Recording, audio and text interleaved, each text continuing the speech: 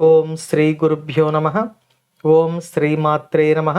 ఈరోజు మనం శ్రీ లలితా సహస్రనామ స్తోత్రంలోని 894వ నామం గురించి తెలుసుకోబోతున్నాం. ఈ నామం అమ్మవారిని అయోనిహి అని కీర్తిస్తుంది. ఈ నామానికి మంత్రస్వరూపం శ్రీ అయోనయే నమః. మనం ఇంతకుముందు నామాలలో అమ్మవారిని వైష్ణవిగా, విష్ణు స్వరూపిణిగా దర్శించుకున్నాం. ఈ నామంలో అమ్మవారు అయోనిహి అని కీర్తించబడుతున్నారు. ఈ నామానికి అర్థాన్ని మనం ఇప్పుడు తెలుసుకుందాం. ఈ నామంలో యోని అనే శబ్దానికి కారణము అని అర్థం. మనం శరీరంతో ఈ భూమి మీద ఉన్నాము అంటే దానికి ఒక కారణం ఉంది. ఆ కారణమే మన తల్లిదండ్రులు. ఈ భూమి మీది అన్ని వృక్షాలకు భూమి కారణమై ఉన్నది.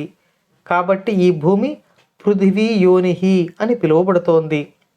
ఈ భూమికి జగత్తు కారణమై ఉన్నది. అలాగే ఈ జగత్తుకు అమ్మవారు కారణమై ఉన్నారు.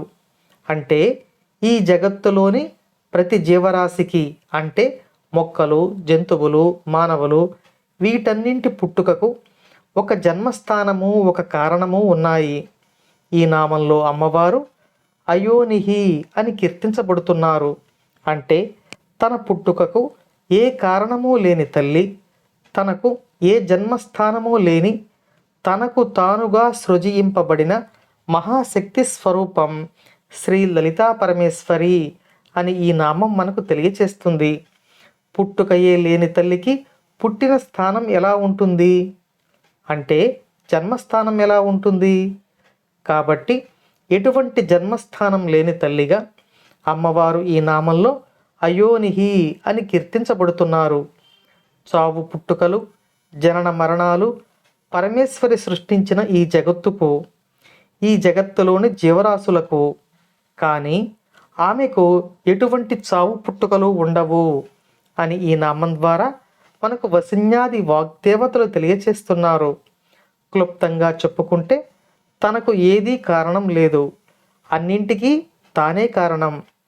అన్నింటినీ సృష్టించేది, లయం చేసేది కూడా శ్రీ లలితా పరమేశ్వరి. కానీ ఆమెకు సృష్టి, లయము రెండూ ఉండవు అని మనకు ఈ నామంలో తెలుస్తోంది. అమ్మవారి అనుగ్రహం మనపై ఎల్లవేళలా ఉండాలని కోరుకుంటూ ఓం శ్రీమాత్రే నమః.